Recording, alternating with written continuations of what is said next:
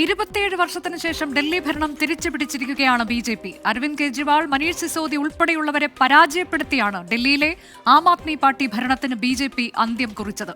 മുഖ്യമന്ത്രി അതിഷിയുടെ വിജയത്തിൽ മാത്രമാണ് ആം ആദ്മി പാർട്ടിക്ക് നേരിയ ആശ്വാസമുള്ളത്. മൂന്നാം വട്ടവും സീറ്റൊന്നുമില്ലാതെ ദയനീയ പ്രകടനമാണ് കോൺഗ്രസിന്റേത്. ഡൽഹിയിൽ ഇരട്ട എഞ്ചിൻ സർക്കാർ എന്ന ബി.ജെ.പിയുടെ സ്വപ്നം ഡൽഹി ജനത നെഞ്ചിലേറ്റി. ഏറ്റവും ഒടുവിൽ ലഭിക്കുന്ന റിപ്പോർട്ട് അനുസരിച്ച് 47 സീറ്റിലാണ് ബി.ജെ.പിയുടെ മുന്നേറ്റം. 23 സീറ്റുകളിൽ ആം ആദ്മി പാർട്ടിയും മുന്നിലാണ്.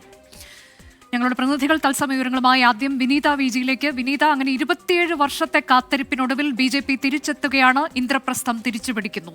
ബി.ജെ.പി. നടത്തിയ തെരഞ്ഞെടുപ്പ് പ്രചാരണം അത് ജനം ഏറ്റെടുത്തിരിക്കുന്നു എന്നതിന്റെ തെളിവാണല്ലോ. ഏറ്റവും പ്രധാനം ആം ആദ്മി പാർട്ടി നേരിട്ട തിരിച്ചടി.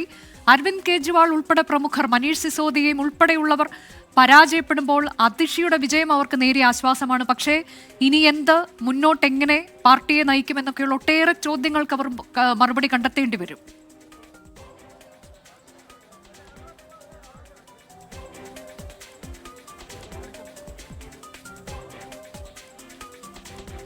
തീർച്ചയായും അനുജ സൂചിപ്പിച്ചതുപോലെ തന്നെയാണ് ആം ആദ്മി പാർട്ടിയെ സംബന്ധിച്ചിടത്തോളം ഒരു നിർണായകമായ ഒരു തെരഞ്ഞെടുപ്പ് കൂടിയായിരുന്നു ഇത്.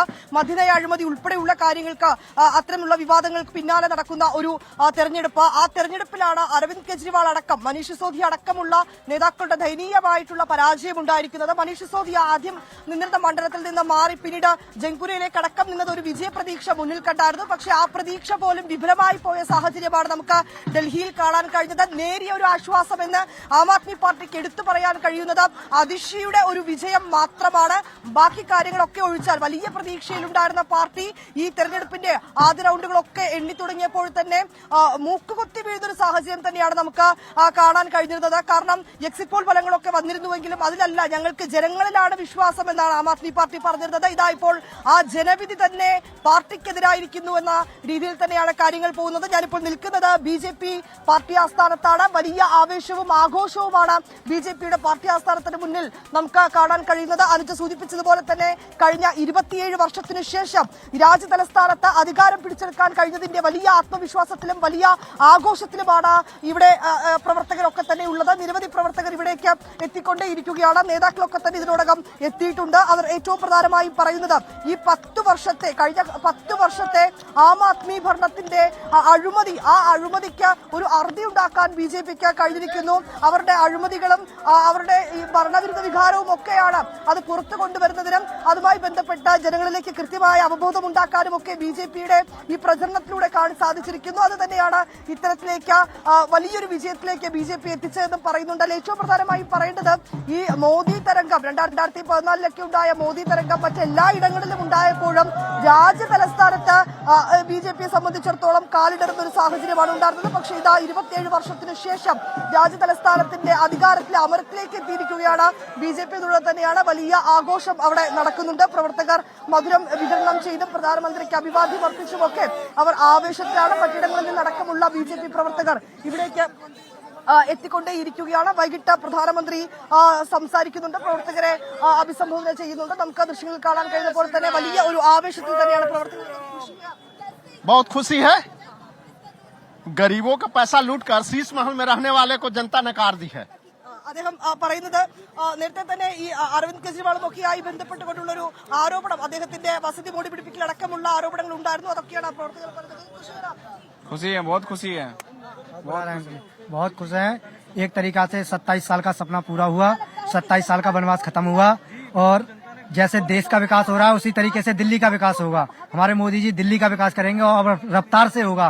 गंदा नाला बना रखा था यमुना जी को, वो आई यमुना जी साफ होंगी हमारी. ബി.ജെ.പി. സർക്കാർ, അതായത് പ്രധാനമന്ത്രി ഡൽഹിയുടെ വികസനത്തിനായിട്ടുള്ള പ്രവർത്തനങ്ങളുമായി മുന്നോട്ട് പോകും, ഡൽഹിയിൽ വികസനം ഉണ്ടാകുമെന്നൊക്കെയാണ് അവർ പറയുന്നത്. ബി.ജെ.പിയുടെ ഒരു പ്രചരണവും ഇത് തന്നെയായിരുന്നു. ഡൽഹിയിൽ വികസനം ആവശ്യമാണെന്ന് ഉൾപ്പെടെയുള്ള കാര്യങ്ങൾ തന്നെയാണ് അവർ പറയുന്നത്. നമുക്ക് ദൃശ്യങ്ങൾ കാണാൻ കഴിയുന്ന പോലെ തന്നെ ഇതാ മറുവശത്ത് വലിയ രീതിയിൽ ആഘോഷങ്ങൾ നടക്കുന്നുണ്ട്. പടക്കം പൊട്ടിച്ചും അവർ കളറുകൾ പരസ്പരം പങ്കുവച്ചുമൊക്കെയാണ് ആ ആഘോഷം നടക്കുന്നത്. ഇങ്ങനെ വലിയ ആവേശത്തിൽ തന്നെയാണ് പ്രവർത്തകരൊക്കെ തന്നെ, നേതാക്കളൊക്കെ ഇതിനോടകം തന്നെ ഇവിടെ എത്തിയിട്ടുണ്ട്. മറുവശത്ത് മറ്റ് ചർച്ചകളൊക്കെ തന്നെ പുരോഗമിക്കുകയാണ്. നമുക്ക് കാണാൻ കഴിയുന്നത് പോലെ ഏറ്റവും ഒരു ഒന്നിച്ചുകൊണ്ടുള്ള ഒരു പ്രവർത്തനം അല്ലെങ്കിൽ എല്ലാ നേതാക്കളെയും ഒന്നിച്ചടി നിർത്തിക്കൊണ്ട് കൃത്യതയോടുകൂടിയ ഒരു പ്രവർത്തനം, കൃത്യതയോടുകൂടിയ ഒരു പ്രചരണം ഒക്കെ തന്നെയാണ് BJP മുന്നോട്ട് വച്ചിട്ടുണ്ടായിരുന്നത്. അതിന്റെ ഒരു ഫലം തന്നെയാണ് ഈ തെരഞ്ഞെടുപ്പ് എന്ന് നമുക്ക് മനസ്സിലാക്കാൻ കഴിയുന്നുണ്ട്. അങ്ങനെ വലിയ ഒരു ആവേശത്തിൽ തന്നെയാണ് ഈ BJP പാർട്ടി ആസ്ഥാനം ഇപ്പോൾ. അനുജ, അതാണ് BJP പാർട്ടി ആസ്ഥാനത്ത് നിന്നുള്ള ഏറ്റവും പുതിയ വിവരങ്ങളാണ് വിനീത VG നൽകിയത്. അവിടെ ആഹ്ലാദം പ്രകടനത്തിലാണ് പ്രവർത്തകരുള്ളത്. അവർ വർണ്ണങ്ങൾ വാരി വിതറിയും ഒക്കെയുള്ള ആഹ്ലാദ പ്രകടനത്തിലാണ്. അവർ പറയുന്നത് തലസ്ഥാനത്തേക്ക് നരേന്ദ്രമോദി വികസനം കൊണ്ടുവരും എന്നുള്ളതാണ്. അഴിമതിക്കാരനാണ് അരവിന്ദ് കെജ്രിവാൾ എന്നതുൾപ്പെടെയുള്ള കാര്യങ്ങൾ ഈ ഘട്ടത്തിൽ അവർ ചൂണ്ടിക്കാട്ടുകയും ചെയ്യുന്നുണ്ട്.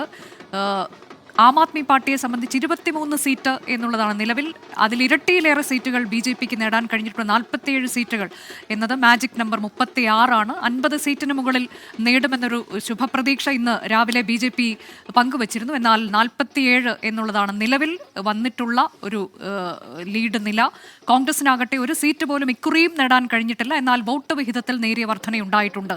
ഇതിനോടകം തന്നെ ഇക്കാര്യത്തിലൊക്കെയുള്ള ചർച്ചകൾ തുടങ്ങിക്കഴിഞ്ഞു. ഇന്ത്യ സഖ്യത്തിലെ മറ്റു കക്ഷികൾ കോൺഗ്രസിനെതിരെ അതിരൂക്ഷ വിമർശനം ഉന്നയിക്കുന്ന കാഴ്ച നമ്മൾ കാണുന്നുണ്ട്. ഈ തെരഞ്ഞെടുപ്പ് പ്രചാരണത്തിൽ ഏറ്റവും വലിയ വിമർശനം അരവിന്ദ് കെജ്രിവാളിനെതിരെയും ആം ആദ്മി പാർട്ടിക്കെതിരെയും ഉന്നയിച്ചത് ഒരുപക്ഷെ BJPയേക്കാൾ അധികം രാഹുൽ ഗാന്ധിയാണ് എന്നൊക്കെയുള്ളത്. അതെല്ലാം ആം ആദ്മി പാർട്ടിയുടെ സാധ്യതകളെ നശിപ്പിച്ചു കളഞ്ഞിട്ടുണ്ട് എന്ന് തന്നെയാണ് വിലയിരുത്തൽ.